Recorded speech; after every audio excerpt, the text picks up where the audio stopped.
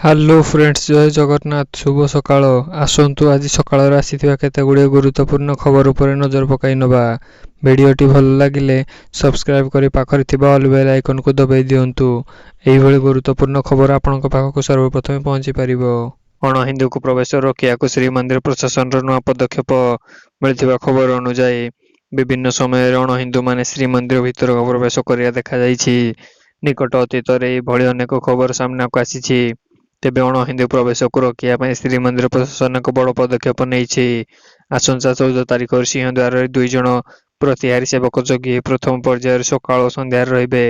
ପରବର୍ତ୍ତୀ ଅବସ୍ଥାରେ ଚାରିଦ୍ୱାରରେ ପ୍ରତିହାରୀ ସେବକ ଜଗିବେ। ଆସନ୍ତୁ ଜାଣିନେବା ପରବର୍ତ୍ତୀ ଅପଡେଟ୍ ବିଷୟରେ।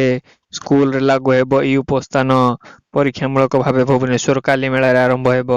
ମିଳିଥିବା ଖବର ଅନୁଯାୟୀ ରାଜ୍ୟରେ ଲାଗୁ ହେବ ଇ-ଉପସ୍ଥାନ। ଏହାକୁ ରାଜ୍ୟ ସାରା ଲାଗୁ କରିବା ପୂର୍ବରୁ ପରୀକ୍ଷାମୂଳକ ଭାବେ ଖୋର୍ଦ୍ଧା ଜିଲ୍ଲା, ଭୁବନେଶ୍ୱର ଓ ମାଲକାନଗିରି ଜିଲ୍ଲା କାଲିମେଳାରେ ଆରମ୍ଭ ହେବାକୁ ଯାଉଛି। ଗ୍ରାମାଞ୍ଚଳ ଭାବେ କାଲିମେଳା ଏବଂ ସହରାଞ୍ଚଳ ଭାବେ ଭୁବନେଶ୍ୱର ନିଆଯାଇଛି। ଏହା ସଫଳ ହେଲେ ରାଜ୍ୟର ସମସ୍ତ ସ୍କୁଲ ଶିକ୍ଷକ ଶିକ୍ଷୟିତ୍ରୀର ଇ-ଉପସ୍ଥାନ କରାଯିବ ବୋଲି ଜଣାପଡ଼ିଛି। ଏଥିପାଇଁ ବିଭାଗ ପକ୍ଷରୁ ୟୁନିଫାଏଡ୍ ଅଟୋନମସ୍ ସିଷ୍ଟମ୍ ପୋର୍ଟାଲ ବିକଶିତ ହୋଇଛି। ଏହି ପୋର୍ଟାଲ ଅଧୀନରେ ଏକ ଉପସ୍ଥାପନ ଆପ୍ କରାଯିବ। ଏହି ଆପ୍ ଦ୍ୱାରା ଶିକ୍ଷକମାନେ ନିଜର ଉପସ୍ଥାପନ ପକାଇବେ। ଏହା ସହ ପିଲାମାନେ ମଧ୍ୟ ଉପସ୍ଥାନ ପକାଇବେ। ଭୁବନେଶ୍ୱର ମହାନଗର ନିଗମ 35ଟି ଏବଂ କାଲିମେଳାର 4ଟି ସ୍କୁଲରେ ଇ-ଉପସ୍ଥାନ ଆରମ୍ଭ ହେବ। ଭୁବନେଶ୍ୱରରେ 101ଟି ସରକାରୀ ଓ ବେସରକାରୀ ସ୍କୁଲରେ ଏହାକୁ କାର୍ଯ୍ୟକାରୀ କରାଯିବ ବୋଲି ଜଣାପଡ଼ିଛି।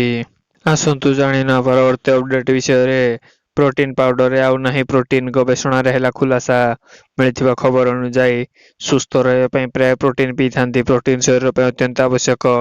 ପ୍ରୋଟିନ୍ ସହ ଭିଟାମିନ୍, ମିନେରାଲ୍ ଆଦି ପୁଷ୍ଟି ଖାଦ୍ୟ ଭାବେ ନେବା ବଞ୍ଚାଯାଇଥାଏ। ତେବେ ବଜାରରେ ବିକ୍ରି ହେଉଥିବା ପ୍ରୋଟିନ୍ ପାଉଡରରେ ଗୁଣବତ୍ତା ଉତ୍କୃଷ୍ଟମାନର ନୁହେଁ। ଏହା ବ୍ୟତୀତ ଲକ୍ଷ୍ୟରେ ବିକ୍ରି ହେଉଥିବା କମ୍ପାନୀ ନିଜର ଗୁଣବତ୍ତା ରଖୁନଥିବାର ଏକ ଗବେଷଣାରୁ ଜଣାପଡ଼ିଛି। ଭାରତରେ ବିକ୍ରି ହେଉଥିବା ଏବଂ ବ୍ୟବସାୟ କରାଯାଉଥିବା ସବୁଠାରୁ ଲୋକପ୍ରିୟ ପ୍ରୋଟିନ୍ ପାଉଡର ବିଶ୍ଳେଷଣରୁ ଜଣାପଡ଼ିଛି କି ଏହି ସପ୍ଲିମେଣ୍ଟଗୁଡ଼ିକ ଅଧିକାରୀ କହିଛନ୍ତି ଗୁଣବତ୍ତା ଖରାପ ଅଟେ। 36ଟି ବିଭିନ୍ନ ବ୍ରାଣ୍ଡର ବିଭିନ୍ନ ପ୍ରକାରର ପ୍ରୋଟିନ୍ ପାଉଡର ଉପରେ କରାଯାଇଥିବା ଗବେଷଣାରୁ ଏହି ତଥ୍ୟ ସାମ୍ନାକୁ ଆସିଛି। ଆସନ୍ତୁ ଜାଣିନେବା ପରବର୍ତ୍ତୀ ଅପଡେଟ୍ ବିଷୟରେ। ରାଜ୍ୟର ଚର୍ଚ୍ଚିତ ନିର୍ବାଚନ କ୍ଷେତ୍ର ପାଲଟିଛି ସମ୍ବଲପୁର। ମିଳିଥିବା ଖବର ଅନୁଯାୟୀ ନିର୍ବାଚନ ସମୟ ଯେତିକି ପାଖେଇ ଆସୁଛି, ରାଜ୍ୟର ରାଜନୀତି ମାହୋଲ ଆହୁରି ସରଗରମ ହେଉଛି।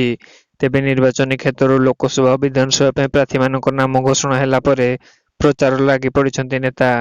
ଚଳିତ ସାଧାରଣ ନିର୍ବାଚନ ରାଜ୍ୟରେ ଚର୍ଚ୍ଚିତ ନିର୍ବାଚନ କ୍ଷେତ୍ର ପାଲଟିଛି ସମ୍ବଲପୁର। ସମସ୍ତଙ୍କ ନଜର ଏବେ ଏହି ଜିଲ୍ଲା ଉପରେ।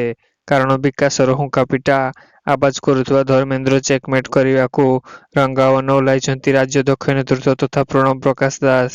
ସେହିଭଳି ସମ୍ବଲପୁର ବିଧାନସଭା କ୍ଷେତ୍ର ପାଇଁ ମଇଦାନକୁ ବରିଷ୍ଠ ନେତା ପ୍ରଶ୍ନ ଆଚାର୍ଯ୍ୟ ଓ ରାଜନୀତିର ଚାଣକ୍ୟ ଭାବରେ ପରିଚିତ ଏହି ଦୁଇ ନେତାଙ୍କ ଯୋଡ଼ି ବିରୋଧରେ କେମିତି ଘାଇଲା କରିବ ତାକୁ ନେଇ ଏବେ ସମ୍ବଲପୁରରେ ନାନା ଆଲୋଚନା ହେଉଛି। ଆସନ୍ତୁ ଜାଣିନେବା ପରବର୍ତ୍ତୀ ଅପଡେଟ୍ ବିଷୟରେ। ନିର୍ବାଚନ ଡ୍ୟୁଟିରେ ଥିବା କର୍ମଚାରୀ ଅଂଶୁଘାତର ଶିକାର ହେଲେ ବିଏସ୍କେୱାଇରେ ପାଇବେ ଚିକିତ୍ସା। ମିଳିଥିବା ଖବର ଅନୁଯାୟୀ ଏକକାଳୀନ ସାଧାରଣ ନିର୍ବାଚନ ସମୟରେ ନିର୍ବାଚନ ଡ୍ୟୁଟିରେ ଥିବା ଅଧିକାରୀଙ୍କୁ ସହଯୋଗ କରିବା ପାଇଁ ଓଡ଼ିଶା ସରକାର ଏକ ଗୁରୁତ୍ୱପୂର୍ଣ୍ଣ ପଦକ୍ଷେପ ନେଇଛନ୍ତି। ସ୍ୱାସ୍ଥ୍ୟ ଓ ପରିବାର କଲ୍ୟାଣ ବିଭାଗ ସଚିବ ଦ୍ୱାରା ଜାରି କରାଯାଇଥିବା ଏକ ସରକାରୀ ଚିଠିରେ ଘୋଷଣା କରାଯାଇଛି ଯେ ଡ୍ୟୁଟି କରୁଥିବା ସମୟରେ ଅଂଶୁଘାତରେ ପ୍ରଭାବିତ ଅଧିକାରୀମାନେ ବିଜୁ ସ୍ୱାସ୍ଥ୍ୟ କଲ୍ୟାଣ ଯୋଜନା ଅଧୀନରେ ତାଲିକାଭୁକ୍ତ ଘରୋଇ ନଗଦ ବିହୀନ ଚିକିତ୍ସା ହେବ। ଏହି ପଦକ୍ଷେପ ଅଧୀନରେ ନିର୍ବାଚନ ଡ୍ୟୁଟିରେ ଥିବା ନିୟୋଜିତ ସମସ୍ତ ବ୍ୟକ୍ତି ନିୟମିତ ବିଏସ୍କେୱାଇ ପ୍ୟାକେଜ ଚିକିତ୍ସା ବ୍ୟତୀତ ଚିକିତ୍ସା ସେବା ପାଇପାରିବେ।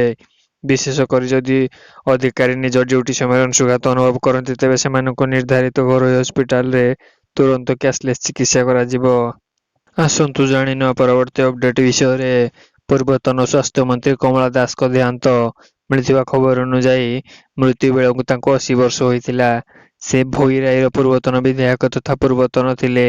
ଫୁସ୍ଫୁସ୍ ଜନିତ ସମସ୍ୟାରେ ପୀଡ଼ିତ ଥାଇ କଟକର ଏକ ଘରୋଇ ହସ୍ପିଟାଲରେ ସେ ଚିକିତ୍ସିତ ହେଉଥିଲେ। 1945ରେ ଜନ୍ମିତ କମଳା ଦାସ ଜଣେ ଦକ୍ଷ ରାଜନୀତିଜ୍ଞ।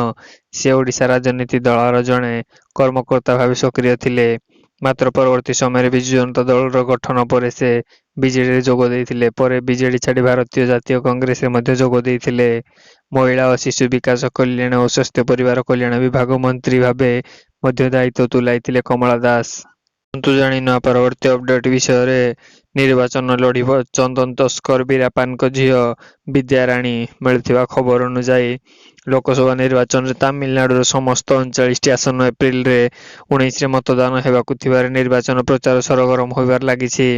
ରାଜନୈତିକ ଦଳ ଓ ପ୍ରାର୍ଥୀମାନେ ପ୍ରତ୍ୟେକ ଭୋଟକୁ ନିଜ ସପକ୍ଷ କରିବା ପାଇଁ ସମସ୍ତ ପ୍ରକାର ପ୍ରୟାସ ଜାରି ରଖିଛନ୍ତି। ତେବେ ତାମିଲନାଡୁ କୃଷ୍ଣଗିରି ଲୋକସଭା ନିର୍ବାଚନ ମଣ୍ଡଳରେ ଚନ୍ଦନ ତସ୍କର ବୀରାପାନଙ୍କ ଝିଅ ବିଦ୍ୟାରାଣୀ ନାମ ତାମିଲନାଡୁ କାଚି ପ୍ରାର୍ଥୀ ଭାବେ ପ୍ରଚାର ବ୍ୟସ୍ତ ଅଛନ୍ତି।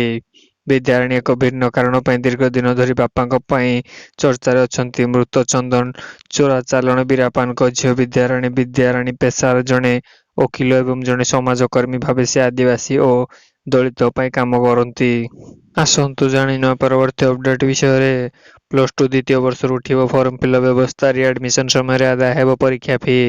ମିଳିଥିବା ଖବର ଅନୁଯାୟୀ +2 ଦ୍ୱିତୀୟ ବର୍ଷ ତଥା ଦ୍ୱାଦଶ ଶ୍ରେଣୀରୁ ଫର୍ମ ଫିଲଅପ୍ ପ୍ରକ୍ରିୟାକୁ ବାଦ୍ ଦିଆଯିବ। ଏନେଇ +2 ପରିଷଦ ଏବଂ ଗଣଶିକ୍ଷା ବିଭାଗ ପକ୍ଷରୁ ରଣକୌଶଳ ପ୍ରସ୍ତୁତ କରାଯାଇଥିବା ବେଳେ ଖୁବ୍ ଶୀଘ୍ର ଏ ସମ୍ପର୍କରେ ଚୂଡ଼ାନ୍ତ ନିଷ୍ପତ୍ତି ଗ୍ରହଣ କରାଯିବ। ଆସନ୍ତୁ ଜାଣିନେବା ପରବର୍ତ୍ତୀ ଅପଡେଟ୍ ବିଷୟରେ। ରାଜ୍ୟରେ 45 ଡିଗ୍ରୀ ଛୁଇଁପାରେ ପାରଦ। ତାତି ନେଇ ସତର୍କ କରାଇଲା ପାଣିପାଗ ବିଭାଗ। ମିଳିଥିବା ଖବର ଅନୁଯାୟୀ ବଦଳିଲା ପାଣିପାଗ। ପୁଣି କଲବଲ କରିବ ତାତି। ଗତ କିଛି ଦିନର ଥଣ୍ଡା ଓ କୋହଲା ପାଗ ପରେ ଆଜିଠାରୁ ବଢ଼ିବ ତାତି। ଏନେଇ ପୂର୍ବାନୁମାନ କରିଛି ଆଞ୍ଚଳିକ ପାଣିପାଗ କେନ୍ଦ୍ର। ଆଜିଠାରୁ 4 ଦିନ ଯାଏଁ ଦିନର ତାପମାତ୍ରା 6ରୁ 8 ଡିଗ୍ରୀ ବୃଦ୍ଧି ପାଇବ। 17 ଓ 18 ତାରିଖ ବେଳକୁ ଗ୍ରୀଷ୍ମ ପ୍ରବାହ ସମ୍ଭାଳ ହୋଇଯିବ। ତାତି ନେଇ ସତର୍କ କରାଇଲା ପାଣିପାଗ ବିଭାଗ। 43ରୁ 45 ଡିଗ୍ରୀ ତାପମାତ୍ରା ଛୁଇଁବ ବୋଲି କୁହାଯାଇଛି। 14 ଓ 15ରେ ହିଟ୍ ୱେଭ୍ ପାଇଁ ୟେଲୋ ୱାର୍ଣ୍ଣିଂ ଜାରି କରିଛି ପାଣିପାଗ ବିଭାଗ। ସେହିପରି 15 ତାରିଖରେ 7ଟି ଜିଲ୍ଲାକୁ ଗ୍ରୀଷ୍ମ ପ୍ରବାହ ସ୍ଥିତି ରଖିବା ସମ୍ଭାବନା ଥିବାରୁ ପାଣିପାଗ ବିଭାଗ ସତର୍କ କରିଛି।